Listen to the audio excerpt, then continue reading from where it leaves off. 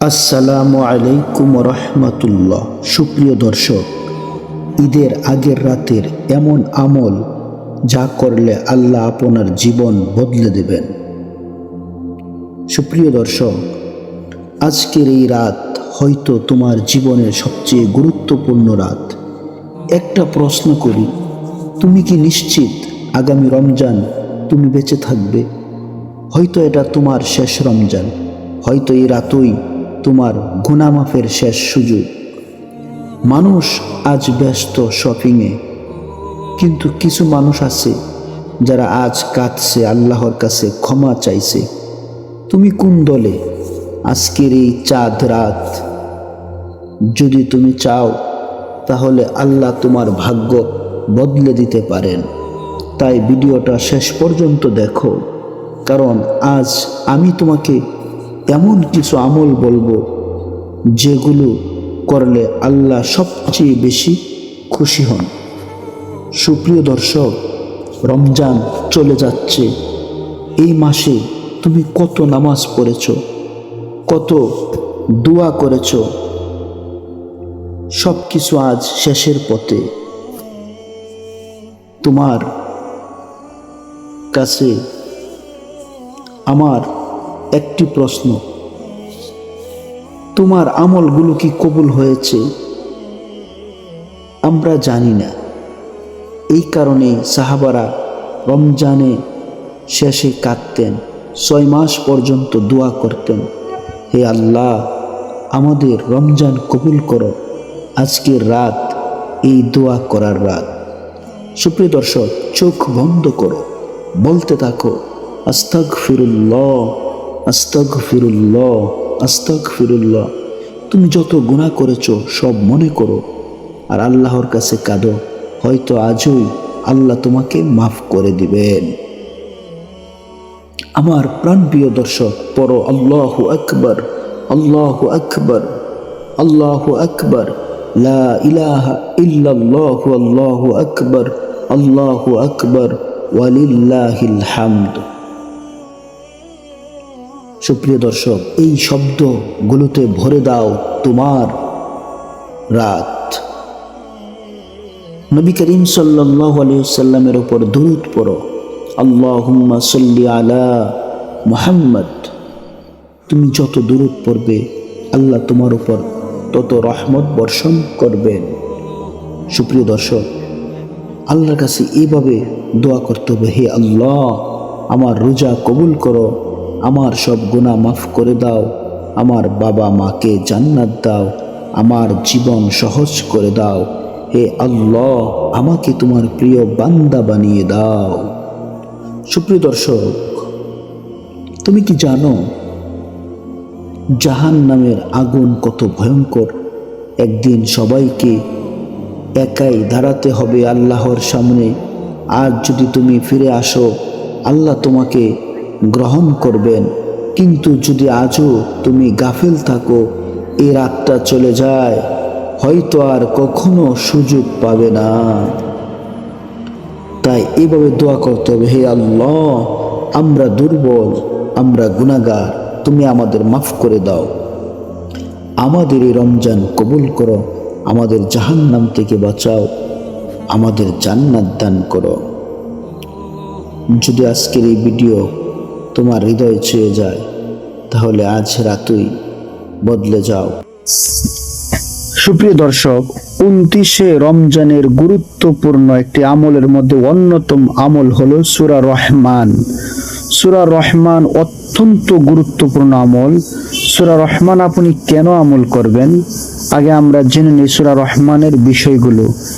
1, আল্লাহর পরিচয়, রহমতের দরজা খুলে দেয়। সূরা রহমান শুরু হয় রহমান দিয়ে, অর্থাৎ পরম দয়ালু আল্লাহ। এই সূরা পড়তে পড়তে একজন মানুষ অনুভব করতে পারে, আমার রব শুধু শান্তিদাতা নন, তিনি অসীম দয়ালু। এটি আল্লাহর সাথে সম্পর্ক গভীর করে।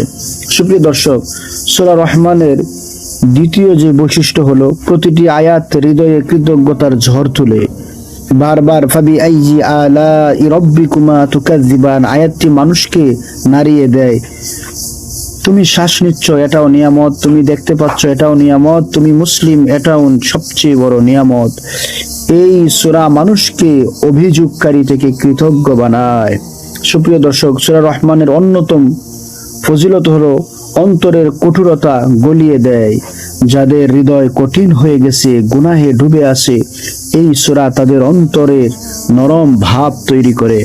বারবার নিয়ামত স্মরণ করানো মানুষকে কাঁদতে বাধ্য করে, তওবার দরজা খুলে যায়। সূরা রহমানের অন্যতম মানুষের জন্য একসাথে হেদায়াত। এই সূরাটি শুধু মানুষের জন্য নয়, জিনদেরও জন্য। হাদিসে এসেছে, যখন এই সূরা তেলাওয়াত করা হয়, জিনেরা বলেছিল, হে আমাদের রব, আমরা তোমার কোনো নিয়ামত স্বীকার করি না। এটি বোঝায় এই সূরা কত শক্তিশালী সূরা। সুপ্রিয় দর্শক, আরেকটি অন্যতম বৈশিষ্ট্য হলো জান্নাতের এমন চিত্র দেয় যা হৃদয়কে আকৃষ্ট করে।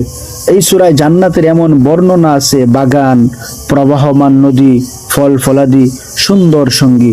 এগুলো শুধু তত্ত্ব নয়, এগুলো অনুভূতি তৈরি করে আমাকেও জান্নাতে যেতে হবে। আরেকটি বৈশিষ্ট্য হলো কিয়ামতের ভয়াবহতা চোখের সামনে তুলে ধরে। সুবহানাল্লাহ। সুপ্রিয় দর্শক, যেখানে জান্নাত আছে সেখানে জাহান্নামও আছে। এই সূরা মানুষকে সতর্ক করে, আজ যদি গুনাহে থাকো, কাল কঠিন হিসাব দিতে হবে। এটি মানুষকে গুনাহ থেকে ফিরিয়ে আনে। সূরা রহমানের আরো অনেক ফজিলত রয়েছে, তার মধ্যে আরেকটি ফজিলত হলো তেলাওয়াতে মানসিক শান্তি ও রুহানিয়াত আসে। এই সূরার শব্দ ও ছন্দ পুনরাবৃত্তি এমন মনকে শান্ত করে, স্ট্রেস কমায়, আল্লাহর দিকে মন টেনে নেয়। অনেক আলেম বলেন, এই সূরা নিয়মিত পড়লে অন্তরে প্রশান্তি আসে। সূরা রহমানের ফজিলতের মধ্যে আরেকটি অন্যতম ফজিলত হলো আল্লাহর ভয় ও ভালোবাসা একসাথে সৃষ্টি করে। এই সূরায় দুইটি জিনিস একসাথে কাজ করে, নিয়ামত ভালোবাসা তৈরি করে, শান্তি ও ভয় তৈরি করে। এই ভারসাম্য একজন মুমিনকে সঠিক পথ রাখে, অর্থাৎ একজন মুমিনকে সঠিক পথে নিয়ে আসে এই সূরা। সুপ্রিয় দর্শক, এই সূরার আরেকটি গুরুত্বপূর্ণ ফজিলত হলো জীবন বদলে দেওয়ার ক্ষমতা রাখে। যদি কেউ শুধু তেলাওয়াত না করে বুঝে পড়ে, তার চিন্তা বদলে যায়, সে গুনাহ থেকে দূরে যায়, আল্লাহর দিকে ফিরে আসে। এই সূরা একজন গাফেল মানুষকে সচেতন বানাতে পারে। সুপ্রিয় দর্শক, আপনি কতবার এই সূরা পড়েছেন, কিন্তু একবারও কি ভেবে দেখেছেন আল্লাহ আপনাকে জিজ্ঞেস করছেন, তুমি কি আমার কোন নিয়ামত স্বীকার করবে? আজ যদি আপনি চুপ করে থাকেন, তাহলে কিয়ামতের দিন কি উত্তর দিবেন? সুপ্রিয় দর্শক, তাই অত্যন্ত গুরুত্বপূর্ণ সূরা রহমান আমরা অবশ্যই 29শে রমজানের রাতে তেলাওয়াত করব ইনশাআল্লাহ। সুপ্রিয় দর্শক, এই সূরার আরেকটি গুরুত্বপূর্ণ ফজিলত হলো জীবন বদলে দেওয়ার ক্ষমতা রাখে। যদি কেউ শুধু তেলাওয়াত না করে বুঝে পড়ে, তার চিন্তা বদলে যায়, সে গুনাহ থেকে দূরে যায়, আল্লাহর দিকে ফিরে আসে। এই সূরা একজন গাফেল মানুষকে সচেতন বানাতে পারে। আউযু বিল্লাহি মিনাশ শাইতানির রাজীম। বিসমিল্লাহির রহমানির রহিম।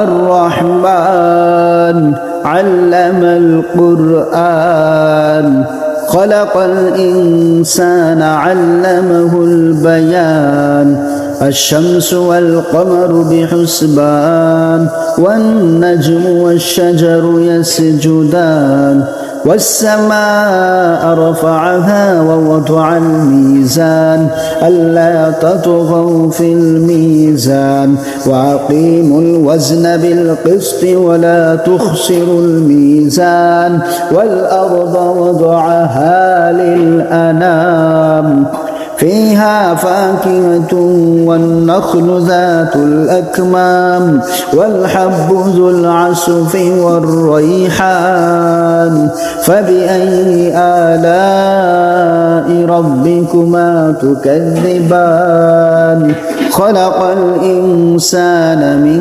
صلصال كالفخار وخلق الجان من مارج من نار فبأي آلاء ربكما تكذبان رب المشرقين ورب المغربين فبأي آلاء ربكما تكذبان مرج البحرين يلتقيان بينهما برزخ لا يبغيان فبأي آلاء ربكما تكذبان يخرج منهما اللؤلؤ والمرجان فبأي آلاء ربكما تكذبان وله الجوار المنشآت في البحر كالأعلام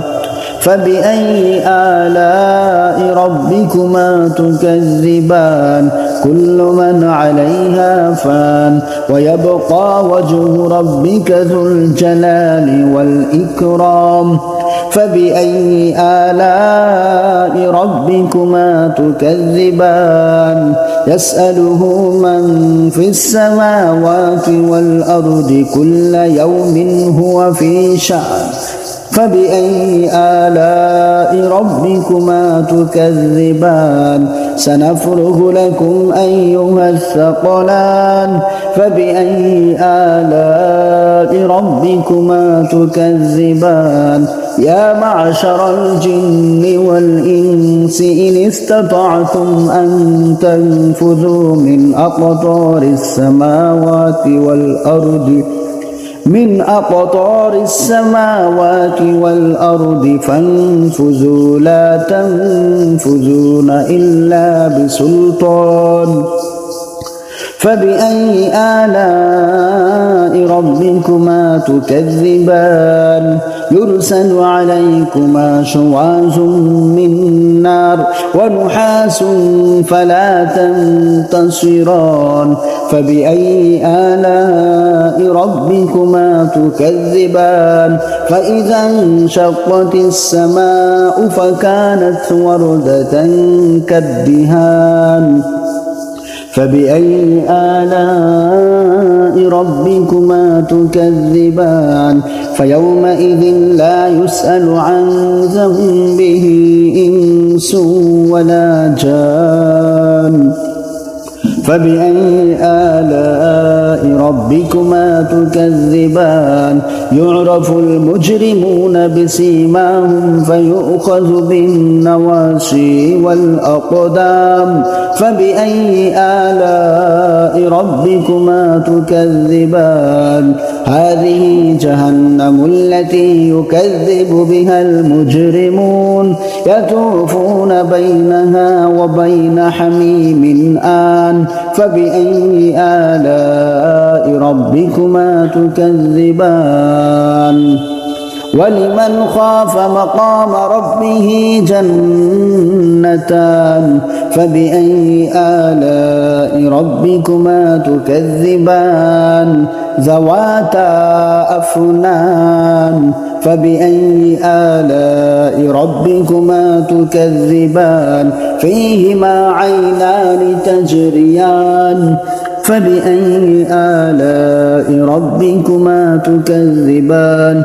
فيهما من كل فاكهة زوجان فبأي آلاء ربكما تكذبان متكئين على فرش بطائنها من استبرق وجنى الجنتين دان فبأي آلاء ربكما تكذبان فيهن قاصرات الطرف لم يطمثهن إنس قبلهم ولا جان فبأي آلاء ربكما تكذبان كأنهن الياقوت والمرجان فبأي آلاء ربكما تكذبان هل جزاء الإحسان إلا الإحسان فبأي آلاء ربكما تكذبان